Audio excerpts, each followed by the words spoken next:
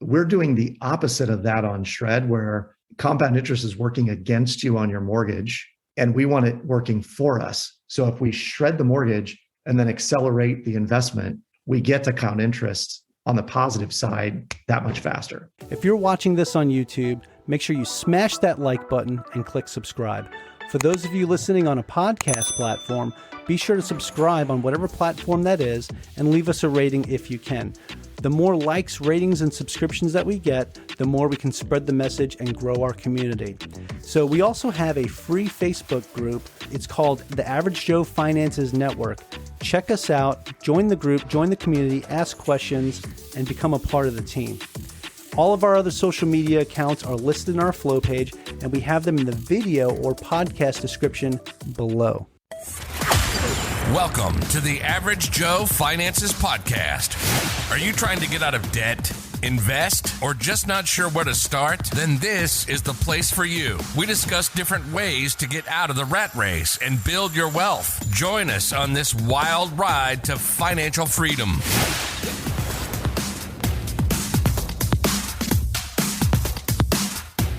Hey everybody, welcome back to the Average Joe Finances Podcast. I'm your host, Mike Cavaggioni, and today's guest is Adam Carroll with the Shred Method. I'm super excited to have Adam on the show. I actually got a chance to speak with him at the Real Estate Wealth Builders Conference and watch his presentation there. This is going to be a real treat for everybody. I really hope you guys enjoy this one. So Adam, welcome to the show. Mike, thanks for having me. I'm excited to chat with you and to provide some awesome content for your tribe. Yeah, this is absolutely awesome. I am super excited to talk with you as well, especially to share everything that you're doing and how you got to where you are today.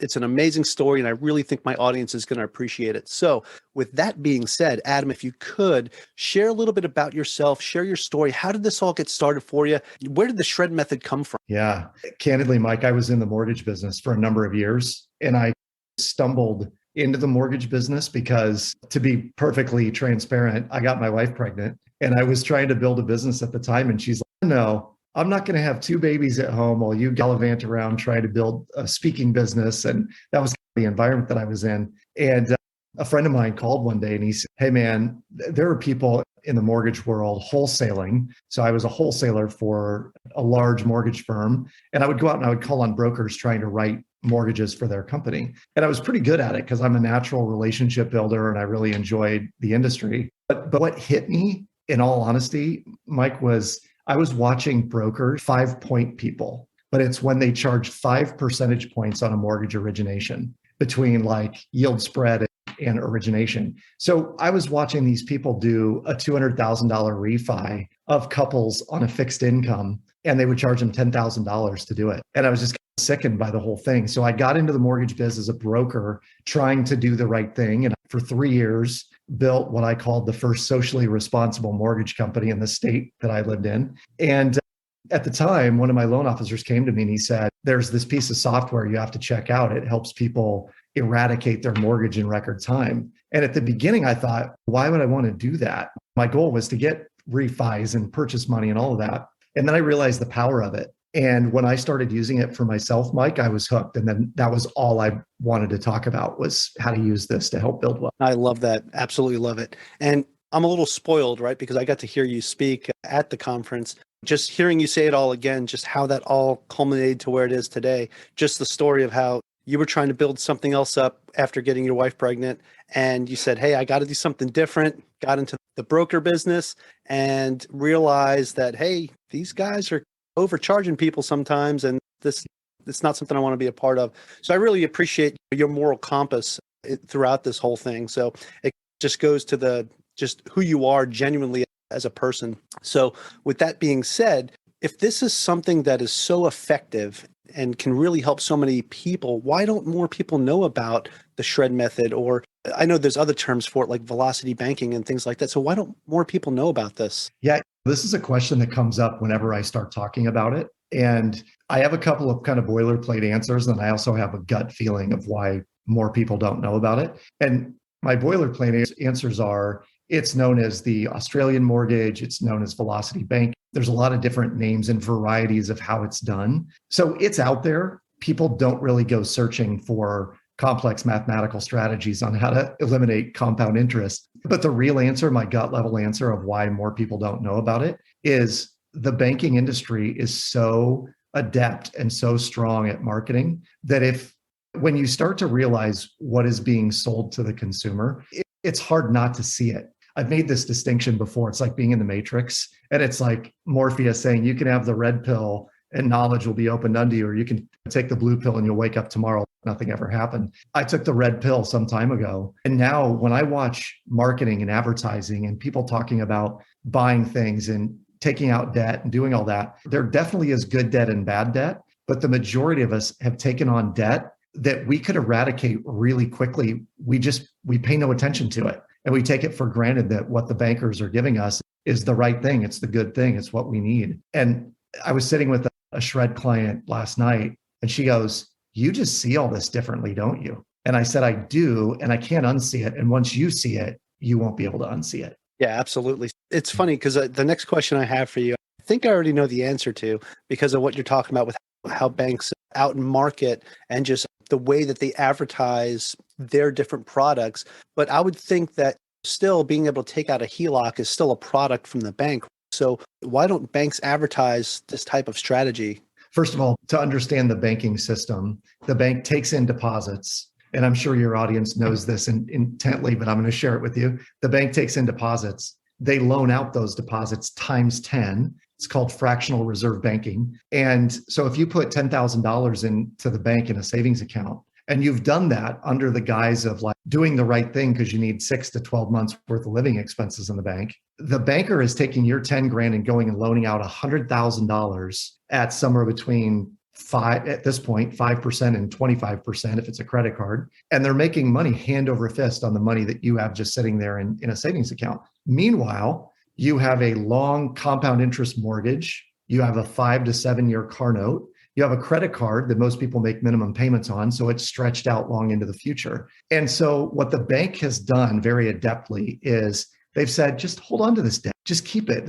You don't have to pay it off. Just hold on to it for long term. The interest rate is so low. Why would you ever pay it off? And yet the interest rate is not what's at stake here. It's the balance that interest is charged on that is at stake. So someone who says to me, "This is the cheapest money I'll ever have, my 2.75% mortgage." And I go, "Yeah, probably really good deal. Like you got a great interest rate, but it's on $700,000. So there's still money that's being charged against this. And the majority of that money is charged at the beginning of your mortgage. So what if we could turn the tides on that mortgage and how long you're going to have it and actually get to a point where there's more equity being created sooner?" That's the power of this. And that's the thing that most people, they don't realize that the HELOC is used for that or could be used for that. Yeah, that's a big thing.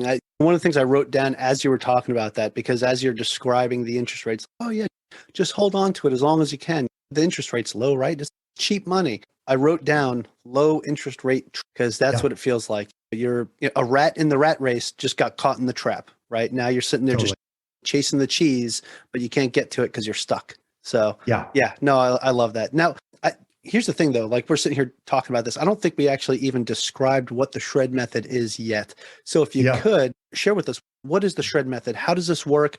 How do you use this as a vehicle to pay down debt or invest or anything like that? Yeah. So the premise of the shred method is this, Mike. You have a mortgage, a traditional mortgage that most people take out on a 30-year fixed amortization table. And when most of us buy a home, we're going to put some amount down, call it 5, 10, 20%, whatever it may be. So let's assume you put 20% down on a property. You could go get a home equity line of credit against the equity that you now have in that property. And for the shred method to work, candidly, your HELOC needs to be somewhere between 1.5 and 2 times your monthly net take-home pay. So if you're taking home $5,000 a month, ideally you would have a HELOC that's in the $7,500 to $10,000 range. So it's not crazy. You're not taking out a massive HELOC. But what we're going to do is we're going to use the HELOC now as our checking account. And when I say we're going to use it as our checking account, all of your monthly bills will be paid out of that HELOC.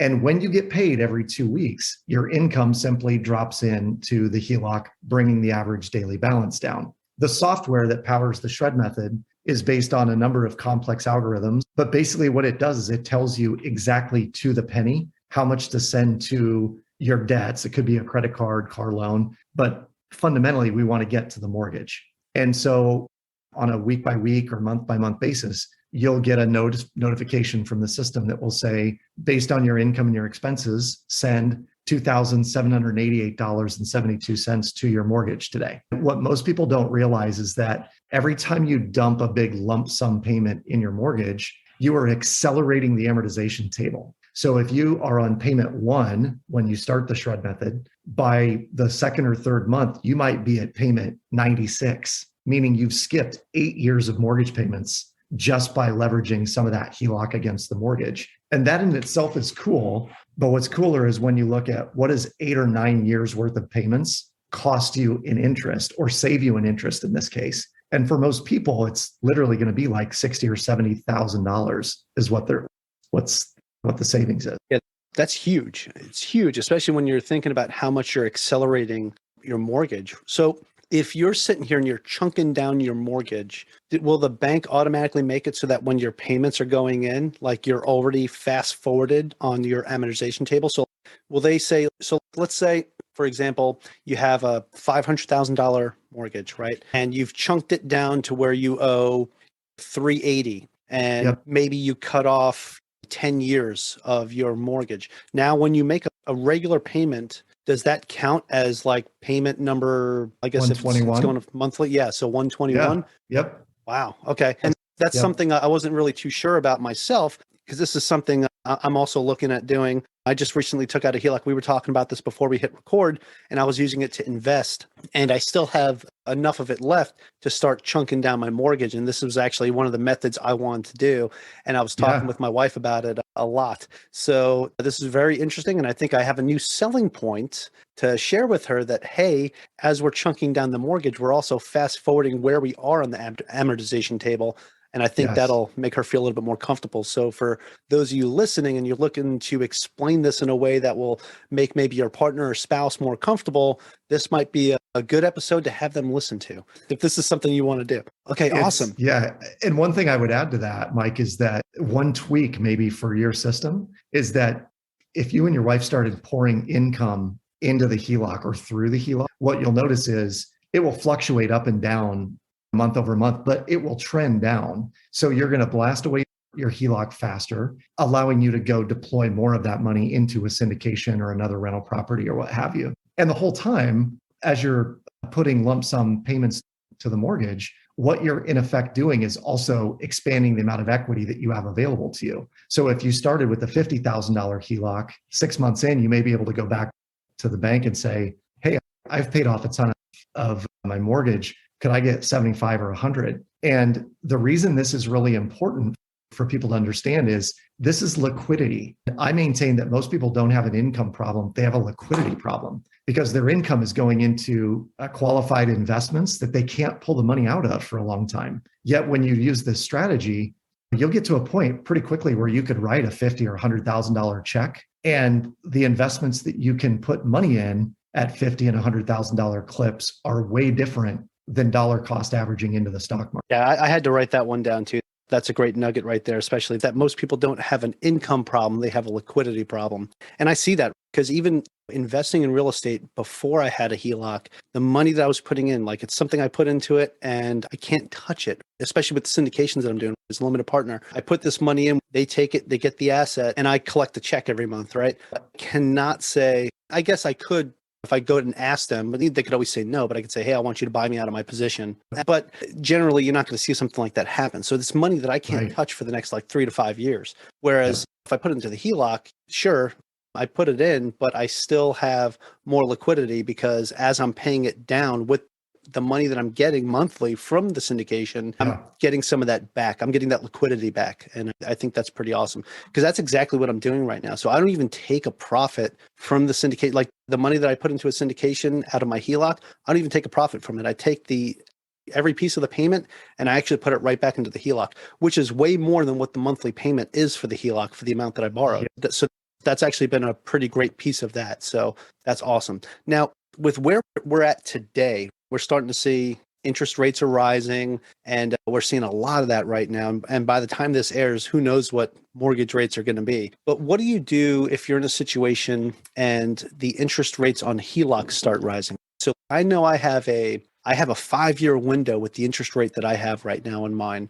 and then it becomes variable. So I know like at that point, I'm going to go back and say, hey, I'd like to apply for a new HELOC and reset this whole thing. But what happens if those rates rise and now I'm going back and instead of the 4% that I have right now, they say, we can give you 6.5 or 8. Yep. Yeah, great question. And it's actually on the top of people's minds right now, given the interest rate environment and the Fed monkeying with rates on a semi-regular basis. The short answer to your question, Mike, is we've run the scenarios all the way up to 9 or 10%, and it still works. It still saves you money. The difference is that when interest rates are at 4%, we might leverage $30,000, $40,000, $50,000 at a time on that HELOC. And when it's higher, 6, 7, 8, 9%, we might ratchet it back to $10,000 to $15,000. And it will slow down the payoff of your mortgage just a little bit, but not enough to really notice, maybe like 2, 3, 4 months. You're still going to save a massive amount, tens of thousands of dollars. We're just leveraging a different amount based on the amount of interest that's being charged on it. Yeah, fantastic. Because the way I'm looking at it is the difference between the simple daily interest that you're paying versus the amortized interest that you're paying on the mortgage over a 30-year period. So yeah, sure. I think 2.25% mortgage right now, which is fantastic. I got probably one of the best rates out there when I refinanced. But at the same time, looking at it over a 30-year period, when I make a mortgage payment right now, how much of it's going to interest versus how much is going to principal, which actually right now for somehow, because I refinanced, I got 2.25, and then my APR was 2.26. Ever since my first mortgage payment, I was actually making slightly more into the principal than into interest, but it's still like 50-50. It's maybe like 49-51. And that's a lot of interest that I'm still having to pay. Whereas if I start chunking it down and I knock 10 years off that mortgage, what a huge difference being at that point. And then fast forward to knocking it down to where I'd be at the 20-year mark plus, that's when you really start seeing a big difference, at least when you look at the amortization table. And you can be there really quickly. So we were chatting about this on the interview, but I'm on my 3rd time cash out refinancing my home and paying it off. So in the last 9 years, I basically paid my house off 2 full times and we're on our 3rd time. And this last time I pulled out $200,000 in cash. We invested it in the market and in real estate and some other deals. My payment is right around $800 a month. So I don't escrow because the escrow just comes right out of my HELOC. So that's money I'd rather not give to the government on a monthly basis. I'll do it twice a year, pay my property taxes and my insurance once a year. But my payment's around $800 a month. And the investments that we put the $200,000 in produce about $775 a month in cash flow. So in effect, the investment I made pays the mortgage payment that I borrowed to make those investments. Furthermore, we started shredding. And so within a year, we had paid it down to $95,000. And at $95,000, my payment is still $800, but about $200 a month goes to interest and the rest goes to principal. So not only is my investment making $775, but the majority of that is going into principal to help continue to blast away the mortgage. And I still have access to all the money on the HELOC. So this is a strategy that has multiple facets to it. Some people just want to blast away debt. We can help you do that. Some people want to control their cash flow. It can help you do that. It's super robust and very fluid. Yeah, I absolutely love that. And the second piece of that with what you just shared, besides just using the HELOC as a means to be able to pull out cash when you need it, you were also able to pay off your home and then do a cash out refinance and pull hard money out that you can then use to invest in other assets and then do this all over again, then shred it back down all over again. That's completely fascinating. I absolutely love that. So it's not just because the way I was looking at it was like, I could just, if I need cash, if I need to pull out money to invest, I could just pull it out of the HELOC. Well, actually, if I get to the point where my mortgage is low enough or I've paid my house off, I could also do a cash out refinance and get the actual hard cash in hand besides just pulling it from the HELOC. So there's more than one way to get cash out. So absolutely love that. Yeah, that's fantastic. Okay. Yeah. So that kind of settles my mind on the whole thing too about interest rates too. If interest rates rise, like there's still a lot to play with here. There's still ways to make this work where it's not really going to slow you down that much. Now, besides interest rates going up, so here's a scenario, right? I'm retiring from the Navy. My income is about to get cut. My income's about to get shredded, right? When I start going off of my pension and hopefully VA disability here, to the point where I'm going to lose maybe on my personal income about $4,000 a month. Now, of course, I'm going to be going full-time as a real estate agent, so I'll be getting my commissions and everything. But let's say in a worst case scenario, I can't sell a home. And now I'm living off of where I was living off of $11,000 a month. Now I'm living off of $7,500 a month. Where does that put me if I'm doing the shred methods? So basically for a loss of income. We'll get back to the show after a brief break. What if I told you that you could be debt-free in 5 to 7 years? Hey, it's Mike Cavaggioni with the Average Joe Finances podcast, and I partnered with the Shred Method to help you pay off your mortgage fast. I personally use this method and was able to invest in 2 large multifamily apartment deals, pay off almost $30,000 in home renovation debt, and pay down a large chunk of my mortgage all within 3 months. I am confident in the Shred Method because it works. Did you know that you can eliminate your mortgage with the power of a simple tool called a HELOC? You can learn more about all of this at theshredmethod.com/averagejoefinances. And if you use that link, you're going to save $200 off of your initial cost. Again, this is something that I know works because I use it myself. And that's www.theshredmethod.com/averagejoefinances. Or just click that link below. Real estate investors know they're leaving money on the table every time they pass a rundown property and do nothing about it. Deal Machine lets you and your team pin distressed properties, look up the property owner on the spot, and send a personalized postcard to the owner directly from the app, all within a few seconds. You can set up mail on repeat to make sure you won't forget to follow up, and while the app is sending a custom postcard, you can look up the owner's phone number and email instantly. Plus, if you want to find even more off-market deals, you can build a team of people to drive for you. You just get to track how many properties your deal finders add every day, making your deal finding a scalable and profitable process. Go to DealMachine.com and use the code AverageJoe, that's AVGJOE, for 15 marketing credits during your free trial. That's AverageJoe, AVGJOE. Let's get back to today's episode. There's a question behind the question, which is at 7,500, are you below the watermark or above the watermark in terms of your expenses? Yeah, I would still be above. So what it Just does, slightly. candidly, this is the analogy that I give people. If you've got a significant amount of discretionary income after you pay your expenses, that determines the size of the shredder that you have. So people who have $2,000, $3,000, $4,000, $5,000 a month, God love you, you have a massive shredder that you could put trees through this thing and it'll grind them, right?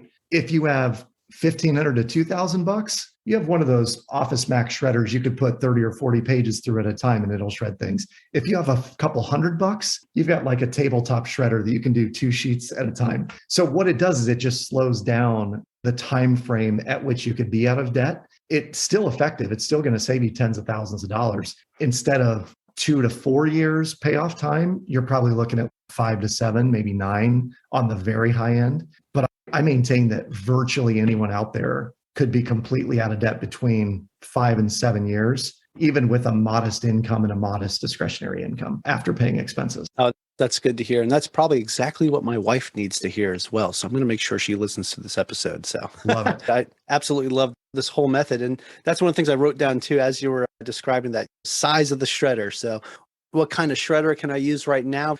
Do I need to maybe downgrade a little bit after I retire? But then again, like I said, I'm going to keep doing what I'm doing. I'm going to keep investing and taking the cash flow from my investments and putting it into it as well. So I think I'll be very quickly back to where I was pre-retirement. Yeah, this is good stuff, man. Absolutely loving it. Okay. So we talked about if interest rates rise. We talked about if there's a loss of income. Now, what about if, and we touched on this a little bit. Now, what about if he says, okay, I don't have too much debt. I'm not too worried about that. I want to focus on investing. So how can they use the shred method as a strategy to invest? And it's what I'm doing right now a little bit, but I'd like to hear your perspective on that. Yeah. So when people tell me, hey, I want to be investing, there's typically 2 or 3 questions I'm going to ask them. Number one is, where do you want to invest? What's exciting to you? And typically they'll say real estate. They'll tell me crypto. or they'll tell me equities. They want to be in the stock market. And what's funny is I get a lot of people that will say, hey, you shouldn't pay off debt. You should be in the stock market because, and then I get the old diatribe about over 100 years, the S&P is gained it's 10% return and blah, blah, blah. And I don't disagree with any of that. But the advantage of using Shred, and in particular, a home equity line of credit as your investment tool, is the liquidity of it, number one. So you could write, as I mentioned, a $50,000 check or a $100,000 check into an investment. And those investments are different. Mike, you're in syndications. Most syndications are going to return somewhere between 8 and 14% a year over year. If you look at the average over a 3 or 4 or 5 year span, that's what they're going to return. And if you go in the market, like you're subject to whether or not Elon Musk is going to tweet about something and have that stock ticker go down. Yeah. And in crypto's been so volatile. And even that being said, my disclaimer is I own a fair amount of crypto. But what I found is that whenever crypto goes down, I just pull some money out of my HELOC and buy it because it's on sale. And the logic behind that for me is it goes back to one of Warren Buffett's idioms, which is when gold is falling from the skies, you can either go out and collect it in a wheelbarrow. And the fact that you have a HELOC accessible to you is the wheelbarrow, because take you back a little bit. You remember in March of 2020, the wheels fell off of society, Vegas closed. And I was like, Vegas closed. What happens to MGM stock? MGM stock went from $42 a share to $7 a share in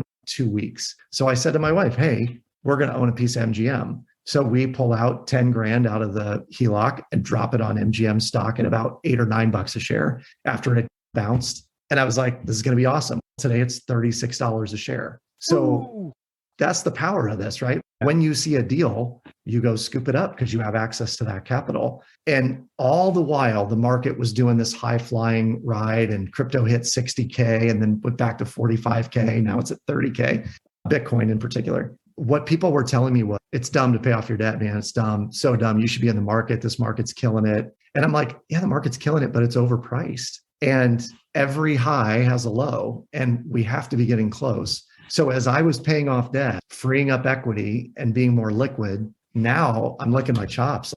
Okay, I'm waiting for MGM to go back down and Coca-Cola to go down and Wells Fargo to go down and the whole stock market to go down, and Bitcoin at 30 grand a coin, that is on sale. And so you better believe like we're taking money out of the HELOC and putting it into some of those things, because I know that I'm not necessarily trying to time the market, but the market timing is right. And we have the access to the capital using that HELOC. So it's a long winding answer to your question. Oh, hey, but it works, right? And I think the most important takeaway from that is not to sit here and try to time the market, but the fact that you have the liquidity that when an opportunity presents itself, you can snatch it up. You could jump right in. So somebody that's still doing their month investments into whatever stocks or equities that they're trying to invest in monthly, you can still do that. But at the same time, if you built up all this liquidity by paying down your mortgage and having this higher limit now on your HELOC, that when you see something just completely drop down,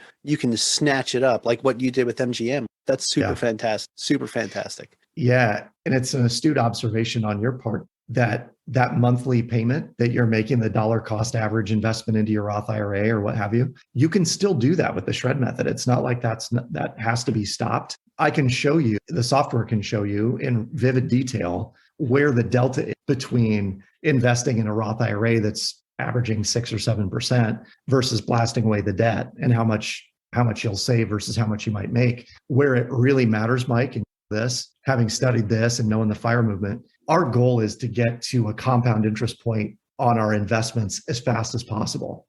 If you look at the example of a penny that doubles every day for 31 days, it's the last 2 or 3 doublings, day 29, 30, and 31, that gets you to $10.2 million or whatever it is. We want to get there as fast as possible. But when you're dollar cost averaging, that takes a long time. Like you're talking 40 years plus of investing to get to the point where those doublings happen. We're doing the opposite of that on Shred, where compound interest is working against you on your mortgage, and we want it working for us. So if we shred the mortgage and then accelerate the investment, we get to compound interest on the positive side that much faster. Absolutely. And I love the analogy that you used too, the doubling a penny every day. I actually saw that recently on TikTok. It was pretty funny just because the accounts that I follow are all like financial independence, and investing ones. Totally. And one came up where it was like, hey, got a question for you. If I gave you a choice between taking $1 million today or giving you a penny that doubles itself every single day for the next 30 days, what would you pick? And I thought for a second, I'm like, it gives you like 5 seconds to think. I'm like,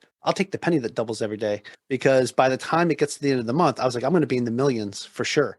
And sure enough, after 30 days, it was like 5.6 million. So, but you said with the 31 days, of course, it'll be 10.2. But that's the beauty of compound interest. The fact that you can get there a little quicker and supercharge what you're doing with a HELOC just makes it all that much more attainable for someone that thinks that they might not be able to get there. Or maybe somebody who's a little bit older that thinks, man, I should have started 20 years ago. There's still opportunity out there for you to do it. For those of you that are listening and not watching this on YouTube, you can't see, I'm actually wearing my FIRE shirt today where it says Financial Independence, Retire Early. I usually like to just cover up the RE part, the retire early, because I don't ever consider myself going to be retired, even after I retire this year. It's hitting that point where I'm financially independent, where my expenses are covered by my passive income. And to me, that is where I want to be, where I think most people want to be, is at that point where you hit that financial independence, and then you could do the things that you want to do. And the fact that you can use the shred method as a vehicle to get there a little quicker than you probably thought you could have is also something that I want to put out there, because that's just absolutely awesome. And it's something that I didn't even realize I was trying to do on my own with a HELOC, but I'm very interested in your software and using that myself, and I'm definitely going to check that out for myself as well. I'd like to go into something now that we call the final round, and this is where I'm going to ask you 4 questions that I ask everybody that comes on the show. So if you're ready to go, these are 4 hard-hitting questions.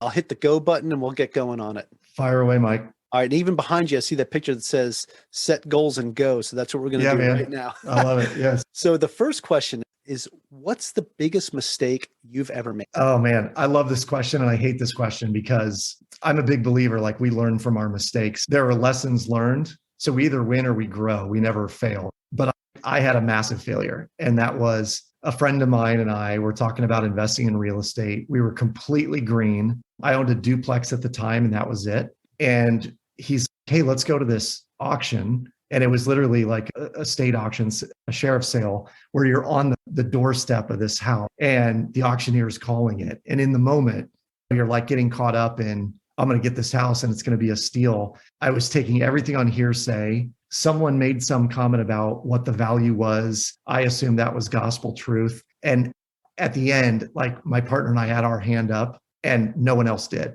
And at that moment, I was like, oh crap, we just bought this. And I had told my wife that I was just going to see what it was like. So I come home that day, Mike, and I said, that auction that I was going to today. And my wife got this just devastated look. And she goes, you bought it, didn't you? And I'm telling you, Mike, this was the money pit. We had mold issues.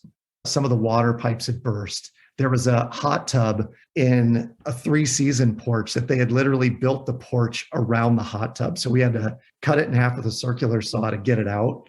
And my lesson really was this: always do your due diligence before you buy a property. Know what you're getting into. Be the most educated person at that auction or in the room if you're making an offer, and have really talented people like Realtor Mike on your corner as you're going to put in offers. But for me, that was definitely the biggest mistake. Wow, Adam, that one hurt just listening to it. I was sitting here just gritting my teeth. Oh, it's funny because, recently there was an auction out here for a property that I was actually looking at in Hawaii. And I told myself, it's like, I don't know if I could buy an investment property in Hawaii. It's just so expensive here. And I was like, and I saw this one coming up for auction in my neighborhood. And I'm like, ooh, if I can get this one for $830 or less, I think because being a realtor, I got a chance to go look inside of it and everything and check it out. I said, easy fixes, maybe 10 to 20K into this thing. I'll probably be $850 all in.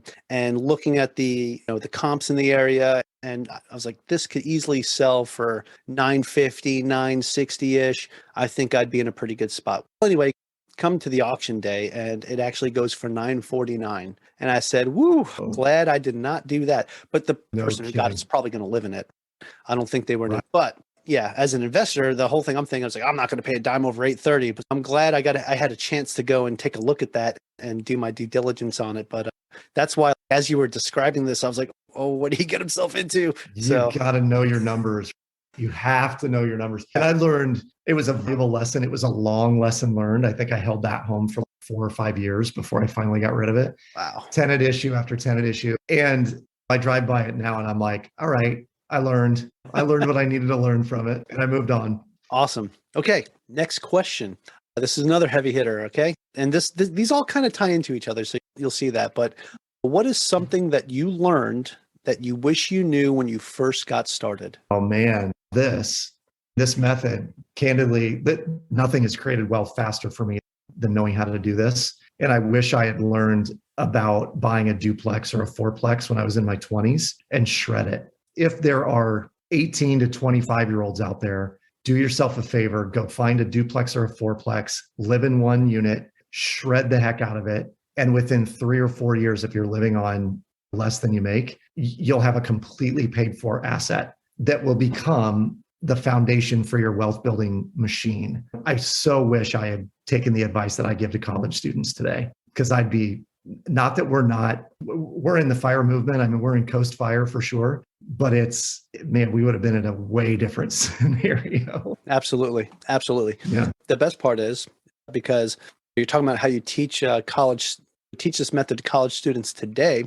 That kind of ties in again into the next question, and is, do you have any tips or tricks that you would recommend to someone that is just getting started today? So this has somewhat to do with what we talked about before in buying the house, but someone that's getting started today, what I would wholeheartedly recommend is finding someone in your close proximity that will mentor and guide you. I have found that mentor and people who have come before you and done it already are more than willing to help you set you on the right path. And I've had a number of tremendous mentors in my life, but if I were getting started right now and I knew that, let's say it's real estate that I wanted to be a part of, Mike, I would go figure out whether it's Bigger Pockets or guys like Diego Corzo or whoever it is. I would go find these guys and have them coach and guide and mentor me, because they're going to help you avoid so many pitfalls. I think if I'd have the right person in my corner on that house purchase, they'd have been like, hey, don't go above 140. You're going to get hosed if you do. And I would have bypassed that and gone to the next home that he would have said, here, this is a good one. Do this one. You know what I mean? Yeah. So bottom line, mentors, find them, spend time, appreciate them, buy them coffee, buy them dinner, pick their brain.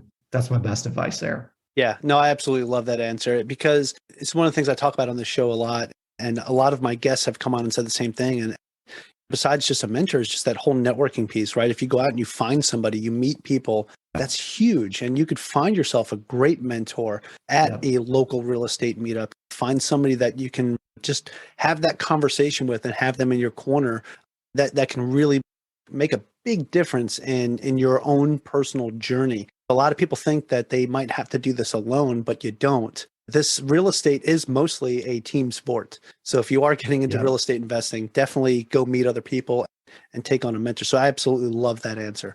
Okay. Final question of the final round is, do you have a favorite business, investing, or real estate related book or podcast or both? So my favorite business book right now, and I say right now because I'm constantly reading, and it feels like I have a rotating bookshelf of favorite books. One has been there, and I'll talk about that one, kind of the perpetual book that's on it. But Traction, which is a book for small business entrepreneurs, you have it right there. There we go. So I love the book Traction. I really love what it's done for my business in terms of creating streamlined efficiencies and systems and being very clear about expectations for my team. But I'll tell you I'll give you a book that you might not have heard of, Mike. And the book is called A Happy Pocket Full of Money. And it's by a guy named David Cameron Giocondi. The secret to this is I read it at least twice a year. And typically when I'm going on vacation or I'm taking a long trip, I'll pull it out, take it with me and read it. And the book is less about money and more about quantum physics. And it's the idea that it is our ideas, it is our thoughts, it is our vision, our belief in things happening that will bring them closer to us. And there's a little bit of Think and Grow Rich in there about having definiteness of purpose and doing one thing and doing it really well. But I read it all the time. When I read it from time to time, I should say, I'm re-inspired to get super focused and clear on what it is I want, because the people who achieve the most in life are the people who are clearest about what it is they're there to achieve. So somebody who says, I'm going to build a $10,000 passive income, and they're doggedly determined to do it, they'll do it. right? They're super clear on it. So I would highly recommend Traction for entrepreneurs and A Happy Pocket Full of Money for anyone else, no matter your business, just to get really clear about what you want. Absolutely love that. I'm definitely going to look that book up as well. A Happy Pocket Full of Money. That just sounds like a good book to read. My pockets would be happy if they were full of money. That's it. It's all about like, I am joy. I am joy. I am abundance. I'm a money magnet. Those kind of messages. One of the things I remember from the book, candidly, Mike, is how can you ever enjoy something if you're not in joy while doing it? And so he says, go find things you enjoy, be in joy while you do them, and watch all the goodness come back to you. So like with real estate, for me in that house, I had to get away from real estate for a time because I was so frustrated with that house. I was never in joy while I was there. And then I started realizing I could be in joy doing a whole lot of other things. Like I'm in joy when I'm showing people shred and teaching them how to blast away debt and invest for the future. And as a result, the business has grown and thrived. And I think it is a byproduct of being in joy. Yeah, that's great. It sounds like a lot of affirmations, right? Positive affirmations that the book just gets you to really think about that stuff. It's one of the things that I love about like when I do my daily journaling and I'm writing down my affirmation for the day. It's just something that as you keep repeating it to yourself and as you keep putting it out there, it's just something that will always be in the back of your mind. Whether you're a spiritual person or not, if you keep repeating something, it's always going to be in the back of your mind. So either way, there's still a science to it because it's going to be stuck in the back of your head. You are just mentally just putting it there the entire time. So you might not be thinking about it all the time, but it's always there. So yeah, 100%. Absolutely love that. I'm definitely going to check that book out. Do you remember Jim Rohn? Yep. Does that name ring a bell? Jim Rohn? Yep. So he had a saying that we become what we think about most of the time. And he also had a joke on top of that. He'd say, my dad always said if that were true, by the time I was 15, I'd be an 18-year-old girl. Unless you hit the rim shot on your sound effects board. And I truly believe that. Like what we think about, we bring about. And so to your point, if you're doing affirmations or you're reviewing your goals every morning, you can't help but not achieve those goals at some level because you're so focused on making that it's always in your mind day after day. Yeah, that's fantastic. Yeah. Hey, Adam, this has been absolutely phenomenal. Just everything that you've talked about with the shred method, even to the own lessons that you've learned in real estate as well, and what you've been able to do with this method and the actual joy that you get out of teaching it to others is absolutely awesome. Being able to have a conversation with someone like you who's genuine and genuinely cares about the products that they put out and being able to actually help other people focus on and achieve their goals is something that I love doing more than anything else. So being able to interview you and have this conversation has actually brought me much joy. So I want to say thank you so much for that. And now, for those that are listening that have enjoyed this episode and enjoy what you're talking about, they're going to want to know a little bit more about you and where they can find that information. So if you could, please just share, where can people find you? Do you have a website? Any social media profiles that people can follow? And we'll make sure we have all that in the show notes as well. Yeah, wonderful. And thank you for the offer, Mike, to come on the show. I love what you're doing. I think the conversational nature of your podcast is awesome. It's super easy to listen to, which is fun. People can find me very simply at theshredmethod.com. We have a pre-recorded webinar that will teach you everything you need to know about how the method works. And then we're actually launching a new site that has copious amounts of what we would call cornerstone content. So you can go down the rabbit hole on the site and read all about it, all the different ways that it works and how we built wealth and it helped other people build wealth using the system. So check out theshredmethod.com. I'm on Instagram. It's adam.carroll, Carroll. So follow me on Instagram. And then the Shred Method is also on Instagram. It's the.shredmethod. But those are the primary places. All right. So fantastic. Like I said, I'm going to have all of these links in the show notes to make it easier for you to either click or just copy and paste. Go follow Adam. Go follow the Shred Method. See what they're doing as he continues to just do his own journey here and help other people reach a place where they can become financially independent. That's what we're all about here on Average Joe Finances. So Adam, again, much appreciated. Really awesome to have you on the show. I am so thankful. And this has been a fantastic conversation. I hope you have a wonderful week and aloha from Hawaii. Hey, aloha and mahalo, my friend. Thank you. Thank you for making it to the end of this episode. Greatly appreciate you being here with me today on the Average Joe Finances podcast. If you haven't done so yet, make this the episode that you go leave us a 5-star rating or subscribe to our YouTube channel. The Average Joe Finances podcast is for informational and entertainment purposes only. Have an outstanding day.